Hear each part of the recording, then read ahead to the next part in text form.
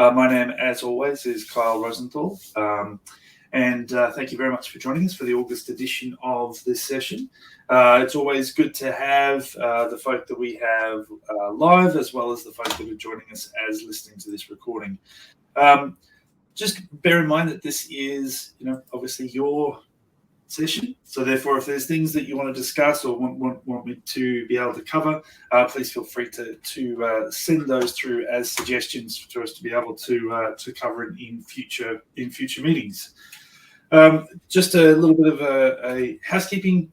If you want to jump on to social media, even if you're listening to this as part of the recording, then if there's things that you want to gain from today, that's something. Please feel free to tag us either on X through Skillable, LinkedIn through Skillable, Facebook.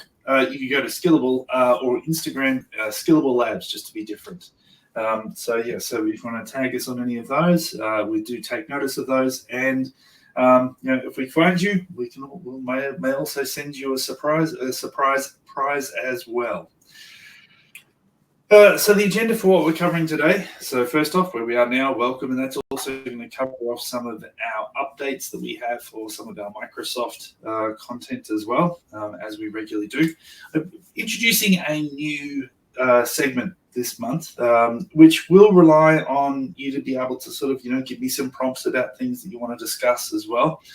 Infrequently asked questions, right? Those burning questions that you've got in the back of your head that you think, I wonder if someone else has the same question. Now, as trainers, you know very well that if one person has a question, there's probably more people that have that exact same question. So if there's things around the platform, if there's things around how things are set up, how should I do something, that sort of thing, please feel free to drop us either a message, an email, put it into the chat if you're live for today, if there's something you want raised in next month's session, or alternatively, that could be something you could tag us in some of our socials. Then what we're going to move on to is growing your brand with Luke Duffy. So Luke is a friend of mine that I've done some work with in the past, who has made that leap from being like a Microsoft certified trainer out on his own doing the hard slog, to now starting to build up a larger business, but also along with that, the brand that goes along with that. So, I thought it would be a good opportunity to be able to bring him into the conversation and, just sort of give some insights about what might be that step. So if you are thinking about, okay, well, what do I do now? How do I move from being just you being the person if you're a contractor, to now being a little bit more than that, like sort of something outside of that as well. So we'll bring Luke into that conversation a bit later on, and then we'll also move into what you all know is my favorite part of the community call is instructor recognition, and then if we've got some time at the end, conversation and resources around there. So, as I said, my name is Kyle. I am a Microsoft certified trainer. This is now my 24th year as a Microsoft certified trainer, and also one of the account executives here at Skillable. And we will have joining a little bit later on Luke, who is the principal at V-Learn and Quill Consultancy. So a little bit of an update for those that are in the Microsoft space. There's still some of those courses that remain unavailable and remain offline. Now they are the ones that are still affected by the tenant recycling that has been part of what we've had as part of discussion in the past sort of 5 to 6 months now. As soon as we have news about this, the team will be letting your operational managers know and updating you to say, hey, look, these are available. Just bear in mind that we are certainly, as I said, working on solutions in here. And just a reminder around the sort of the new restrictions, right? So there's those restrictions around the new tenant provisioning. So there's some of the processes to be aware of. One is that the password that's provided as part of the tenants within the lab environment may be prompted, the students may be prompted to change that password when they log on for the first time. So that's a change from what was been in the past. And also there may be a requirement for MFA as well, particularly when redeeming Azure Pass. Now, that is, again, a slight change from what it has in the past. It's just simply due to the tenants that we're supplied. It's sort of some of the process that goes along with that, along with that 7-day limit, right? So the 7-day limit for how long the tenants will last for. That is particularly something you need to bear in mind if you are doing some courses which might be longer courses or ones that you're running over a longer period of time. Obviously, the actual Microsoft courses are still timed between 1 to 5 days, depending on what the course is. But obviously, some of you may have deliveries that go longer than that. So keep that in mind about how you're going to run that particular course. If you have a course which is affected by this 7-day limit, then think about how how that hands-on component of the course is going to be run, and maybe it's something that you do all the presentation, the lecture part of your delivery, in part of it, and then have all of the hands-on so that you sort of stack it up so it's going to be covered in that 7-day period. So just bear that in mind, like sort of that may cause some different thought process for you as part of your presentation. The other thing to bear in mind as part of that, of course, is that if you are doing demonstrations, then you need to keep that timing in mind if you're going in and setting up in the tenant maybe some demo parts that you're doing. That 7 days is from when you first launch the lab. That's when the time starts ticking on when the tenant will be disabled, and basically it goes away at that point. So if you're doing any sort of customizations or anything like that, just bear in mind of that time. So it may be something that, say, for instance, you can get around by, like for that demonstration part, by using some of the demo tenants, the Microsoft supplied demo tenants for MCTs, rather than using the ones that are supplied as part of the lab environment for you as the trainer. But if you're using the one in the lab environment, then of course you kind of there will be some restrictions within there. So just bear that in mind, and make sure you're keeping that as a track of how your actual plan is going to be. So Roberta has a question. The tenants in Microsoft 365 will be available for 7 days with Azure Pass. It depends on what the lab is and depends on what the tenant is as to where that restriction is going to come in.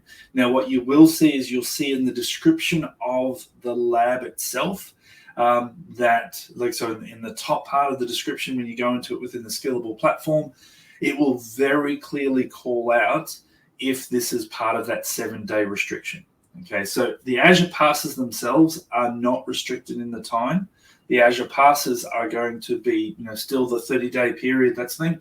It's the tenant that you would be supplied that you may use in that sort of Azure Pass environment. Like if that's one of the labs that are like that, that may have that restriction on the 7 days.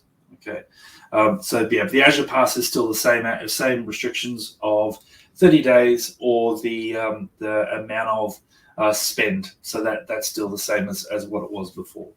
Now, note that what we do is we try to, as much as possible, move from having move the labs across into the cloud slice, which then doesn't have that same sort of level of restriction, right? But then not all labs are able to be moved across into that sort of construction either.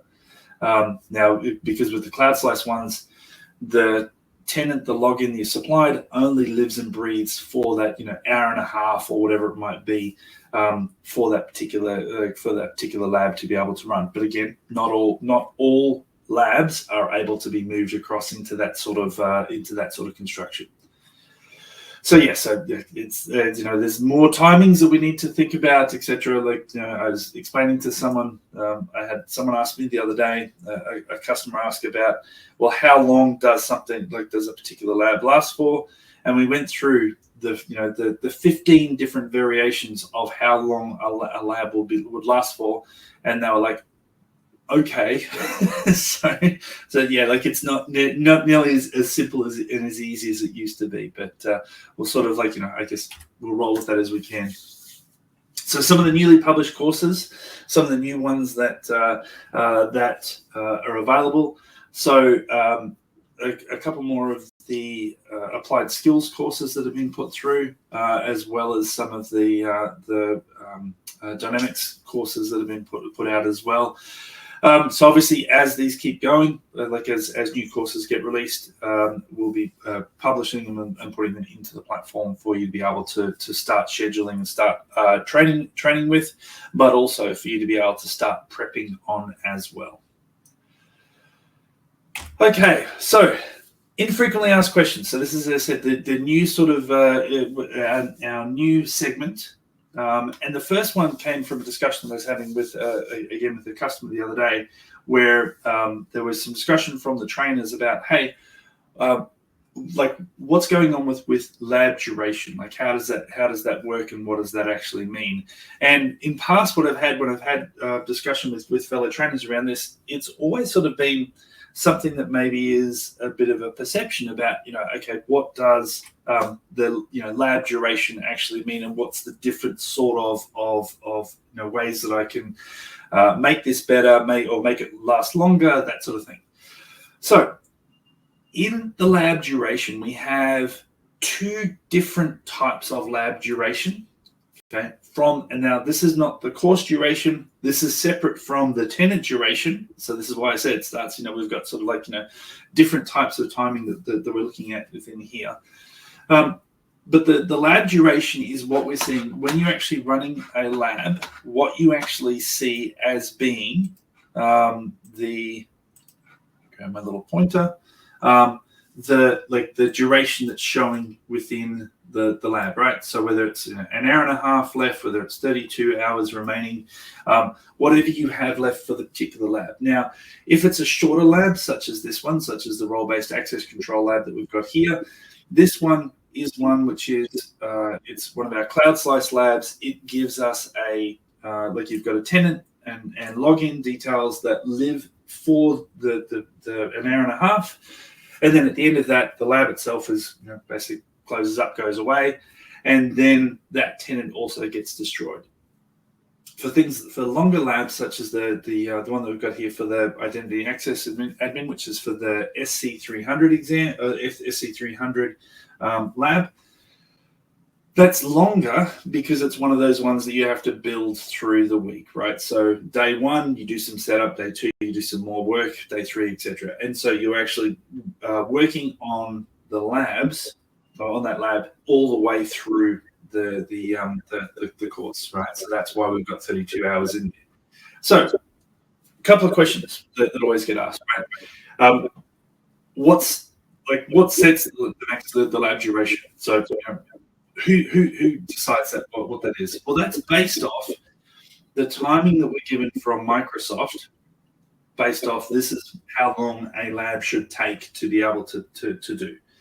Now, we kind of pad that out a little bit, but that's where that timing comes from. That's where it gets sort of invented, if you like.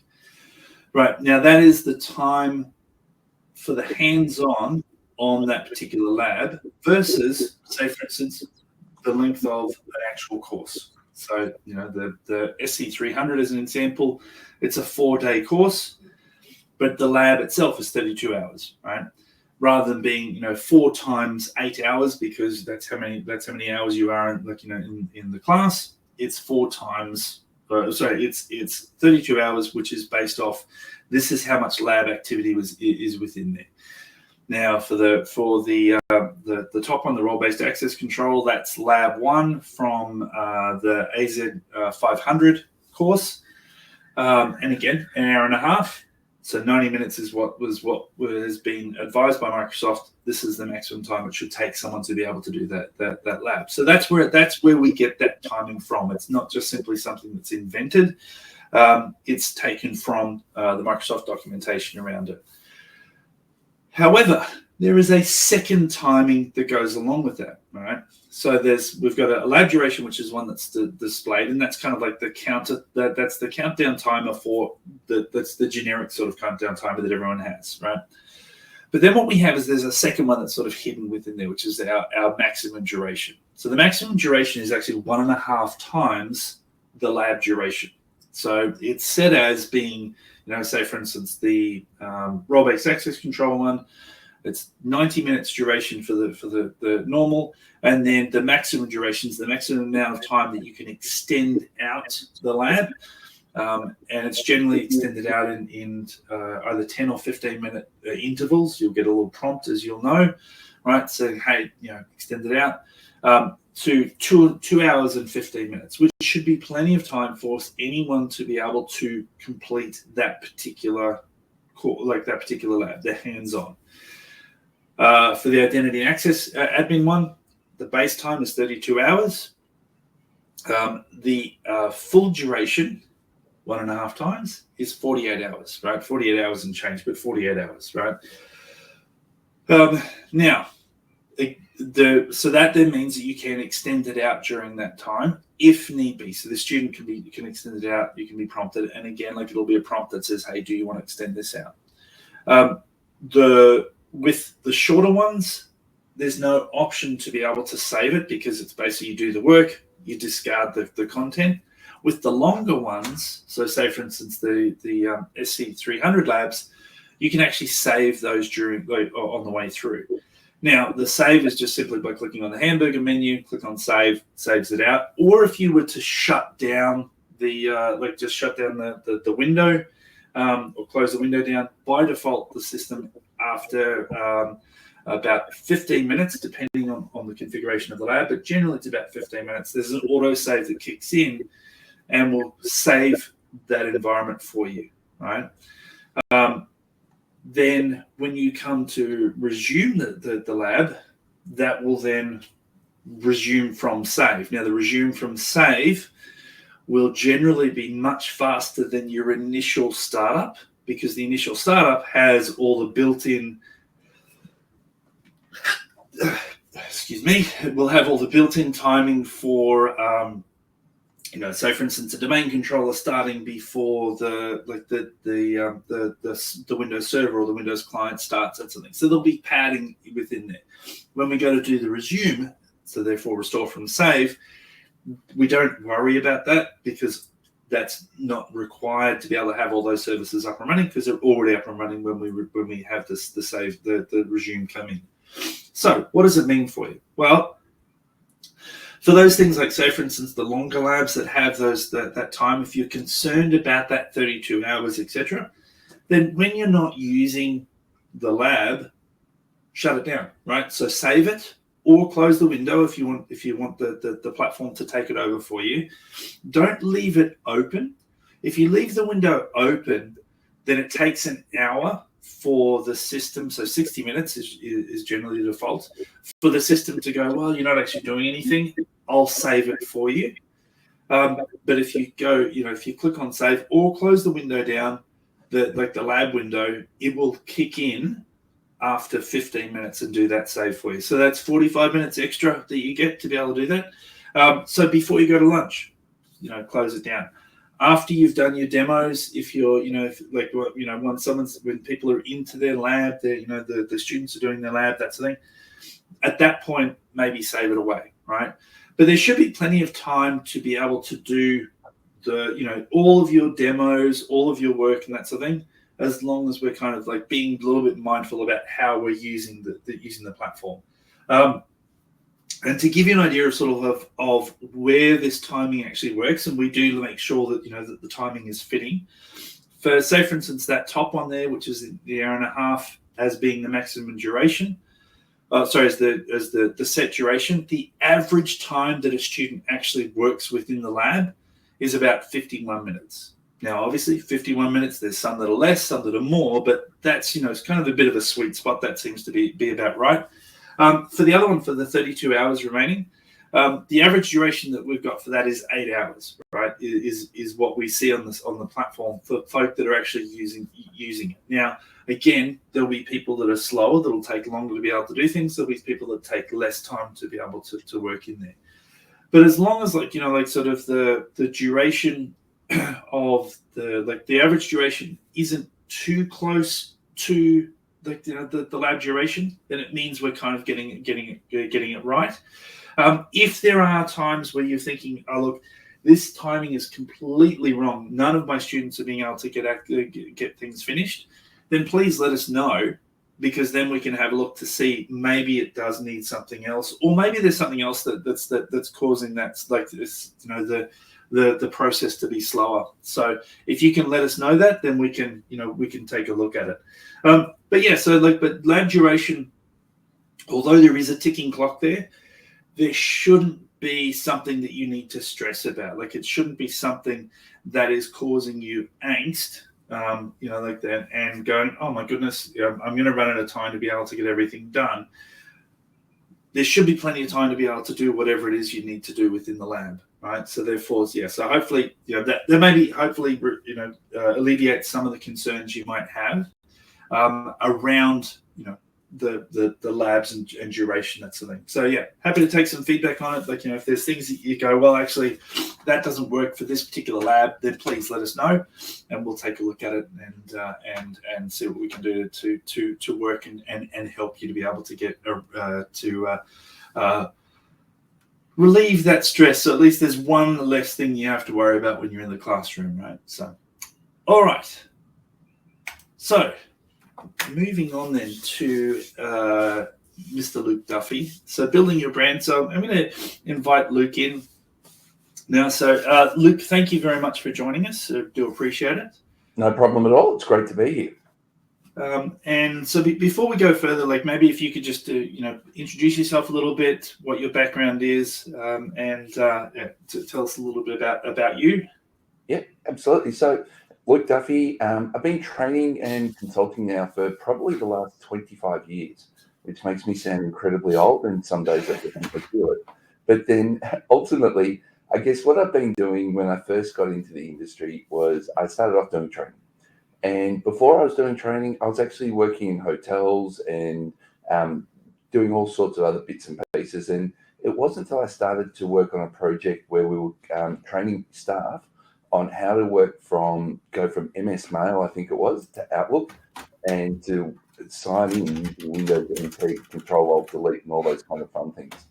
So from there, that's where I started off doing really end-user kind of training, and then just moved through the ranks, if you like, into the technical training kind of side of things, and then ended up with my business now that we've got called Quill, and it's kind of gone through a number of evolutions. And so we're now a leading Microsoft partner, and we deliver training around the world. Perfect. All right. Well, thank you for that, Luke. As a good introduction to where you were. Now, I will reveal, as you said that, I lost all audio, so I have nothing. I have no idea what you said for the last couple of minutes. So, so I'm just going to say that it was exciting and I loved it. And I do believe it was just me, because for some reason my headset changed to being one that wasn't working before we started, and so now I think put it back. I can now hear you. I was going to say, as trainers, I think we're all used to the gods of technology just playing pranks on us at the right time. Yeah, for some reason, as soon as I turned off the screen share, it went, "Oh, you don't need to hear anything anymore." So, one of the reasons why I wanted to kind of bring you in today was to kind of just to learn a little bit more about that journey, about that sort of like how you made the transition from being, the Microsoft certified trainer operating on your own to now, kind of growing out to being something more than that, right? With the idea of maybe that gives people ideas about, as people mature through their trainer journey, particularly for those that either are contract trainers now, or alternatively, as things are changing, right? If you have to move on from the organization you're currently working for, like what that sort of steps are and that sort of thing. So I guess what kind of made you do that, like the initial sort of step? Like how did you step outside from where you were? And I think for me, it was always looking at, I'd been training as an MCT, as a contract MCT for a number of, the kind of larger training companies in Australia. And you'd always sit there and you'd be thinking, well, I've got a class of 10 or 15 people, and I know that they're selling the courses, on the website for $2,000, $3,000 each kind of thing. And then you're thinking, well, hang on, they really only, to cover my kind of trainer wage, they don't need that many people. So where's the rest of that money going? And I kind of realized that there's probably a really great opportunity that we didn't necessarily have to compete with full classes to actually be getting the same kind of value for money in terms of me being in the classroom training and those kind of things. So it was when we started to kind of look at that and think, well, that's a bit of an opportunity there. Luckily for me, one of the companies I was doing work for, Quill, the owner there was retiring. And he was looking to what he wanted to do with the business. So we had a conversation one day and I said, you know what, why don't I buy that one from you? And he was amicable enough and all of that managed to happen. In between that though, and that was, a conversation that did actually take about 18 months to 2 years to actually happen. Before that though, we were actually starting to look at the way that we did training. And I'm from Melbourne as opposed to Hobart, where the company was, where I bought it. And in Melbourne, we were looking at the different ways that we were trying to approach training, and we were then starting to try and build on that. And we recognized that there was probably a real gap in the market in terms of customized training. And it's not till later on I understand why that gap exists when we look at the Microsoft ecosystem in the way that they look at their learning partners and they measure their learning partners with KPIs. Mm-hmm. But what we started to recognize, and it was when we started to do work with one of the global car manufacturers, that we said, well, yes, they want SharePoint training, but they don't really want to pick from the list of Microsoft kind of courses. And so we did actually start to step up and start to go and do work for them.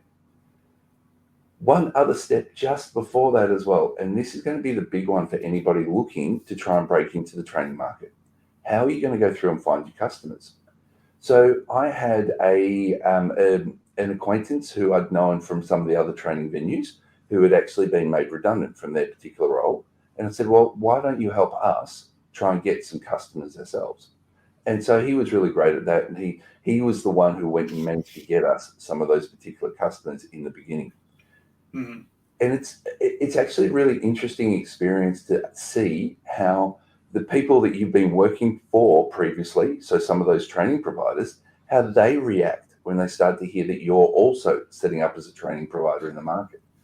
Because a lot of them will automatically just be scared. And especially if you've been a good MCT, because they recognize the quality of you as an MCT and think, well, we're up against some stiff opposition when people get into the classroom. Yeah. It was actually, that in itself also was really interesting because there were one or two of them who basically just kind of shut us down and said, you're the enemy now, you're competition. We just don't want to deal with you at all. And that fed into the marketplace in different ways. But then there are others who actually recognize how complementary a lot of the things that we were doing could be. And I think it's really important that you have those open conversations with people and say, hey, yes, I am an MCT. Yes, I'm still happy to contract to you for your training services, but we are also setting up and establishing our arm. And I think because we were always really quite open and honest and clear about that we actually avoided a lot of those pitfalls that people have had in the past of, someone saying, oh, I've got an MCT here and he's trying to steal all of my customers. And so, at the end of the courses, when you give out your email address, if you've got any questions or anything like that, as an MCT for an organization, you'll normally quite happily give that out. And we were just really open and said, okay, what email address do you want us to use? Do you want us to use instructor at your organization or wherever it happens to be? And that was a really nice little starting point for that. And I think that's like, as a former contract instructor, like sort of one of the things that like I always find is, and you would be the same, right? Is that whatever company you're actually doing the training for, whatever organization it is, you're being a representative of that company for that duration, right? So you're not I was never Kyle, the trainer for my company. I was Kyle, trainer for company XYZ for that week, and next week it was company ABC, right? So I remember having a conversation with one of the in my case, one of the managers for one of the branches for one of the training organizations, when I was doing some contract training for another training organization, and they got really upset. They're like, well, we can't use you as a contractor anymore because you're training for someone else. It's like, well, yes, I'm a contract trainer, therefore I do contract train. I train for other organizations. But do you have any examples where I have represented myself as anything apart from one of your trainers? And they're like, oh no. It's like, well, that's as a professional contract trainer, that's what you should expect from me, is that I am this week I'm working for you, therefore I am your person. So by the sounds of it, that's what you've carried on when you've done, when you still, even though you're building this business outside, during the time that you're within company XYZ or training organization XYZ, that's who you are, right? So absolutely. And even right now, we're working with another Microsoft Learning partner, and we are really working very closely. And it's because we have completely different target markets. So right. Their target market is very much big banks, really big, large organizations, whereas we're still very much targeting smaller organizations, doing custom training for different groups and different people. And what we're really finding is that they're able to go through and start to generate these massive leads where they need these customized training for a portion of it. And that's where they love to use us. And then on the flip side, we're also starting to find that we're getting customers who need a lot of hand-holding. And a lot of the hand-holding comes from compliance, the way that they get their funding, and a lot of these kind of things. And as a much smaller kind of learning partner, we're not necessarily geared up for that. Now, and I guess the difference is when we look at some of these, and I'm sure most of you will know that the big kind of global training companies, they have hundreds of marketing and sales staff. They have people who, that's all they do. Yeah. We're not scaled up like that. And so it's about understanding, we've got a customer, I want to maintain that connection with the customer, but how can I give the customer what they want when I don't have those skills? And that's where we want to look at that partnership. And if you're open and honest with people, look, and this is, as I said, what we're really working on, you've got to partner with people that you can partner with, where you can trust, where you don't have that fear that they're going to come and steal the customers or anything else like that. Once you actually do that, it's actually a much easier place to work with, because you'll find that your organization, your skills are really good at this thing, but not somewhere else. And even as an MCT, you might be a great Azure admin kind of trainer, but security may not necessarily be your thing. And that's where you want to look for and say, when somebody does want to do a security course, yeah, I probably could do it, and I'll do an okay job. But especially when you're starting out as a small organization, you want to smash it. You want people to walk out of there and say, that was fantastic. And that's where you want to make sure that you've got somebody that you're comfortable with. You could say, hey, Joe, can you come and do this SC200 for me? And you want that kind of relationship where you've got those partners. And I think partnerships are the really big key, especially when you're starting out and you're a small kind of organization. You need help. You can't do everything by yourself. Trust me, I've tried. You can't do everything by yourself. So what I'm hearing is basically is to find your niche, right? It's finding the niche to start off with, and then and certainly from being aware that former partners may now see you as a competitor, but kind of making sure that you're working to either reassure them that that's not the case because of different markets and that's the thing, or still being or being able to, I guess there may be times where some of those organizations, no matter what you say, is still going to see you as the enemy, and therefore kind of you're dead to them. So it's kind of a matter of then I guess showing your professionalism around that as well, that you don't necessarily buy into that. So then over time that then becomes maybe something, a conversation you can change, rather than it being something that you have to deal with like right from day one. Yeah, and the other big one that you'll need to become is, and we throw this word around a lot, is resilient. And we kind of love that word, because you're going to find, and you don't want to then start to fall down into a kind of slugging match with people saying, oh, I'm not like that, you're like that, kind of thing. And it just, you want to be able to say, oh, fine, if they want to say that, that's what they want to say. I don't believe it's true. Let's just move on.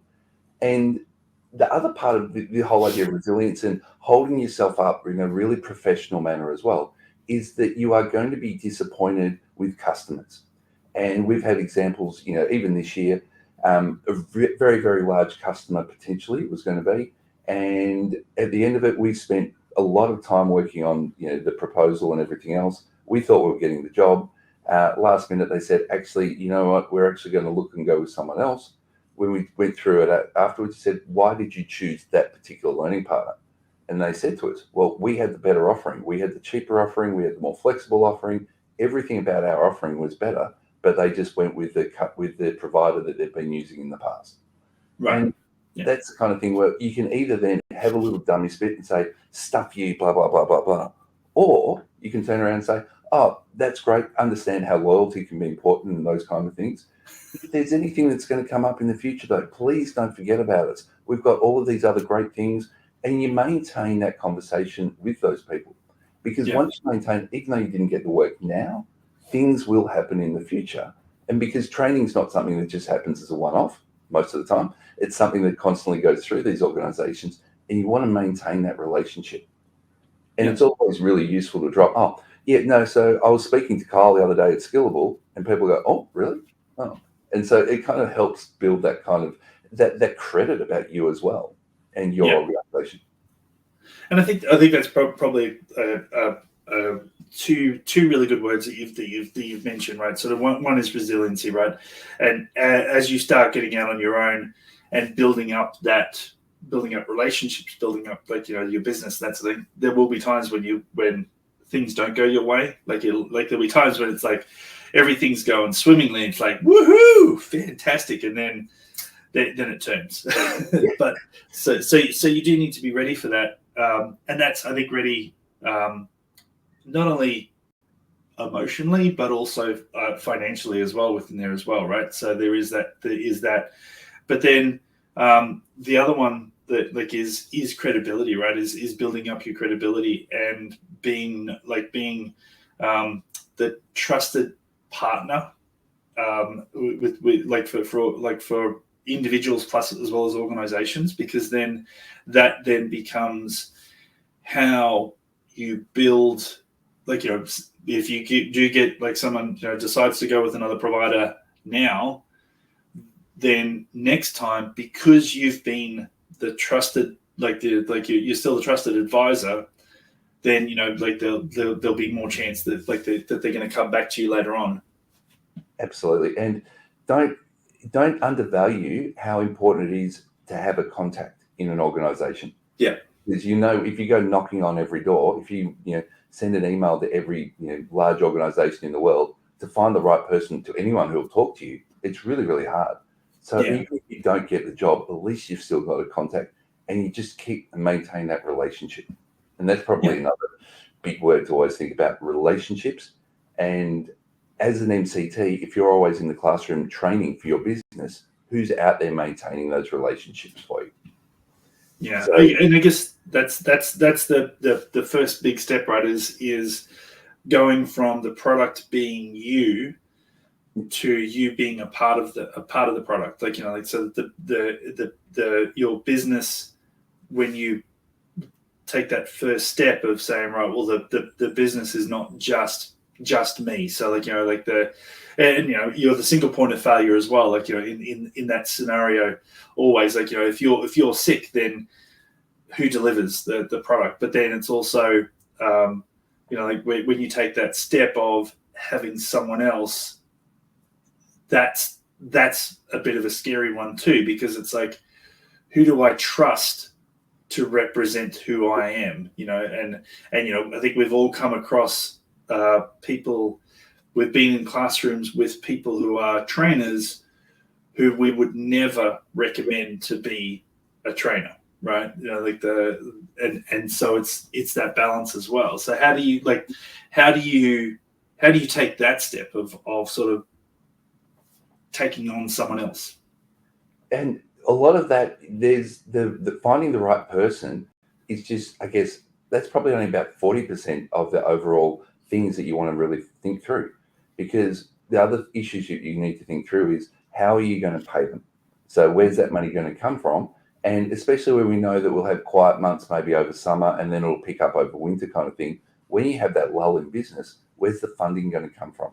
We also need to think about the administration and the red tape that goes with that. And especially here in Australia over the last couple of years, we've gone from the ability to have a manual payroll system to now everything has to be automated. And because everything has to be automated, what system are you going to use for all of that? And all of the additional red tape and overheads and sick leave and holiday leave, and when that person, and everybody's allowed to be sick. But when you're a small business and you take out 25% of your workforce, which is really one of the 4 people that are working for you, or even 50% of the workforce, because there's only 2 of you, who then takes that on? And it's the understanding that you've got to find the right person, but you then also need to think about how you then start to manage all of the other red tape that goes with that. The good news kind of about that is it is a growing pain, and it's something that is a bit of an issue really when you go from just being yourself through to having probably about 6, 7, 8 kind of people on the team. And I use the word on the team, not necessarily full-time employees, but maybe they're going to be contractors, because maybe that's an easy way to approach it. And when you start to build that team up, it's much easier for you to be that little cog that you can take out of the system and then slot somebody else in. And that then gives you that flexibility of somebody in marketing is sick, well, I can then pop in there. Somebody in relationship management is sick, I can pop in over there. Oh, one of the trainers is sick, that's all right, I can pop in there. And you can then become that kind of spare piece. And that's if you've got the skills, if that's what you want to do. But as you start to build that business, you need to have coverage. And it's about how you then start to identify with that. Yeah. Okay. And then, of course, awesome. Trust. How can you trust the person, as you said before, to represent your brand?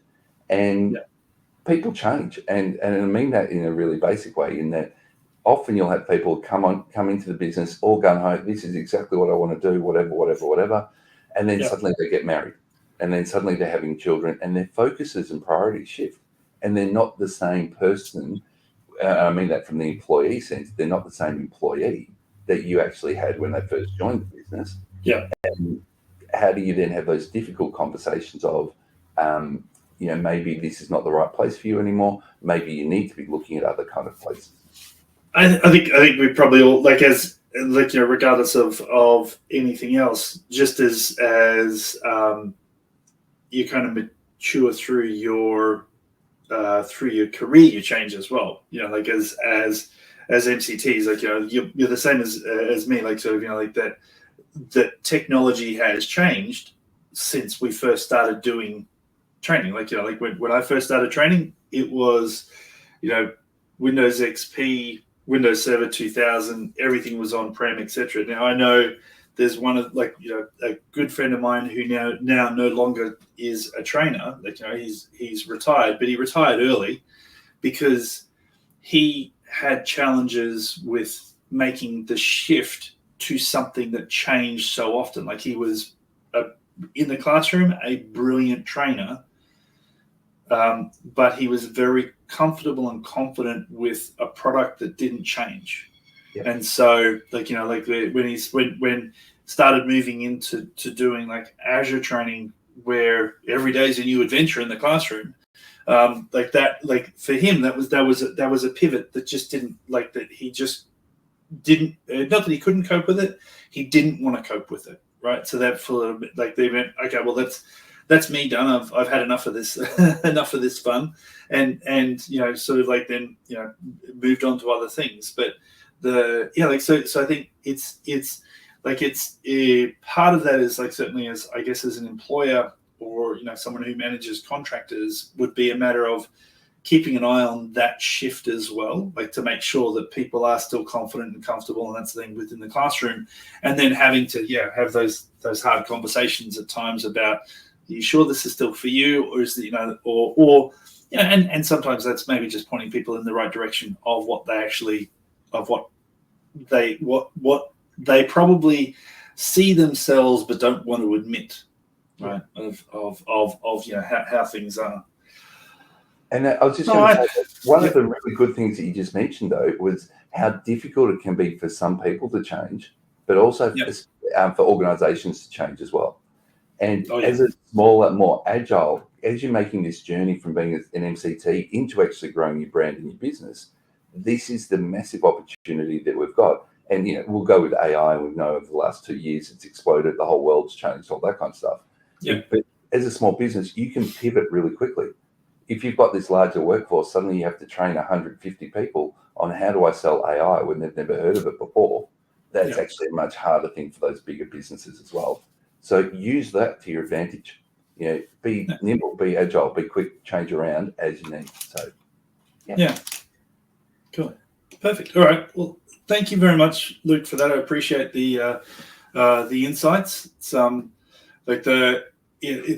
It's always a handy thing to be able to get some of that sort of that additional sort of insights and that sort of thing, and hopefully maybe there might be someone out there who's listened to this who's like, okay, maybe it's something that I can do, maybe it's a step that we can do. So and there you go, Scott's found it useful. So if anyone does want to get in touch with you or get a hold of you, Luke, what's the best way to be able to do that?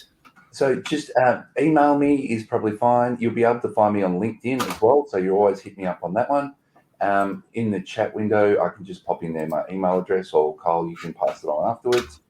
But any questions that you've got, if you want to have a chat about anything at any particular stage, more than happy to go through and try and help out with that as well.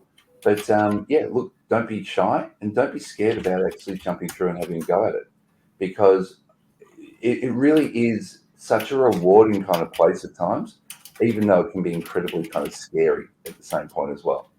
So it's very much highs and lows, and you just need to be able to ride that. And hopefully you've got a decent support network around you at home, away from business, because you'll need it. And I think, just as someone who's grown up in a small business family, that last part, being able to get away from the work, from the business, is a really important thing to note as well. Like, sort of as it becomes, as things become bigger, it will become all consuming, or it will feel like that. So make sure you do take that step back. Otherwise, it'll be no good for anyone. So so make sure you are taking that time, right? So. For sure. Well, thank you very much. I really do appreciate it, Luke. No problem at all. No worries. All right. Well, let's move on. I have put Luke's email up on the slide as well. So if you are listening to this afterwards, maybe you don't see the chat, you've got Luke's details in there. Otherwise, certainly do hit him up on LinkedIn, and you can get in that way as well. So thank you very much, Luke. Really appreciate it. No problem.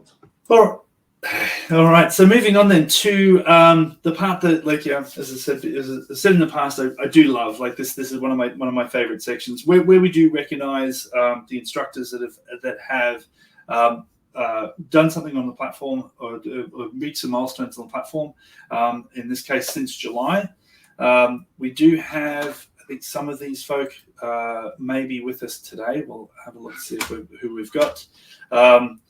But otherwise, let's have a look. So what we've got, so for the classes delivered, so since the July call, we've issued 625 badges to 459 instructors, right? And we've got a few of those folk that are to call out. So the ones that have done their first class, right? The first class delivered. Now, some of these may not be necessarily the first class on our platform, but just maybe the first class just on our platform that may have trained in other places, or alternatively, it may just simply be your first class. So regardless, congratulations, right, to Ben, Richard, Alex, and Dennis for having delivered your first class.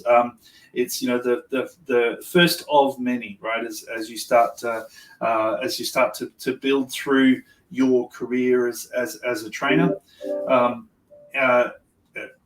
Anderson having reached 25 classes, is our next milestone. So congratulations on that. Then we start getting up into some of the higher numbers, right? So 250. For Mick, and I'm hoping I'm pronouncing that correctly, and Juan, 750 classes delivered. So that's massive. And as I've said in the past, the thing to look at with these, right, is that those numbers are numbers of people that you've touched. Think about the numbers of people that you've touched within those classes, and the impact that you have. That's where it becomes a really special thing to think of and start looking at how far you've reached. And again, some of for the students reach. So first student, so first student within classes generally, right? So Pradeep and Abdel Rahman, first students. The 50 students for Kahindi. 100 for Scott, and Scott's actually joined us today, so congratulations, Scott, for your 100 students. And Janet for 500. And we've had 20 others that have reached more than 1,000 students now.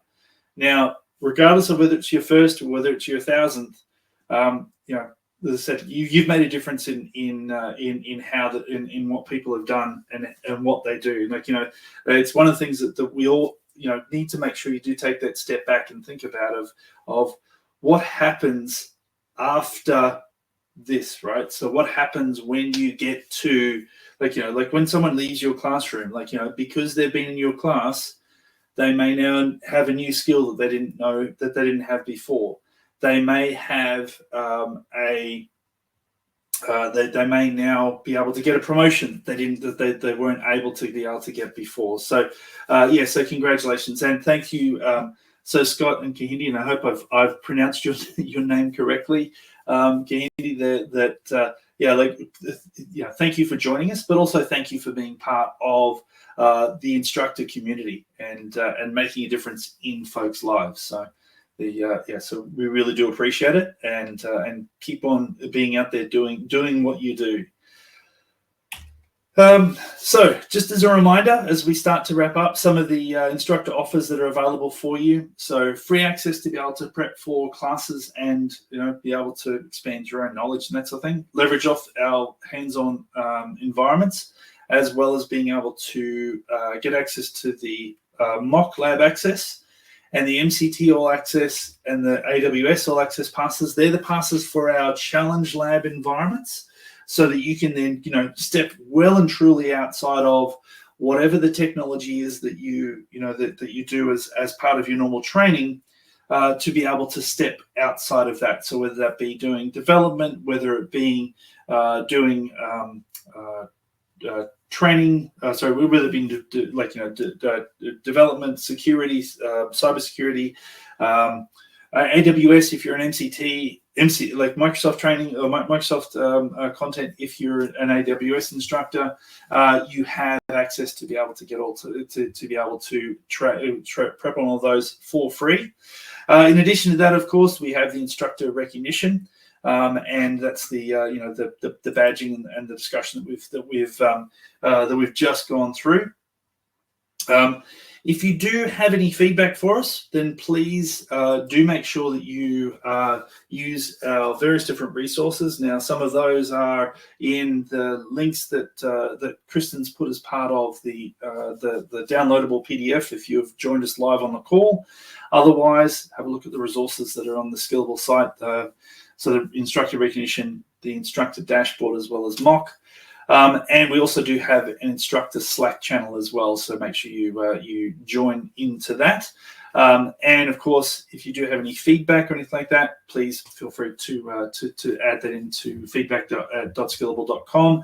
And if you're wondering what happens with that feedback, go back and have a listen to earlier this year. We had a discussion which sort of like talks about what happens if you have suggestions on the platform, what happens to that. So apart from that, thank you very much for joining us. It's been great to have you along.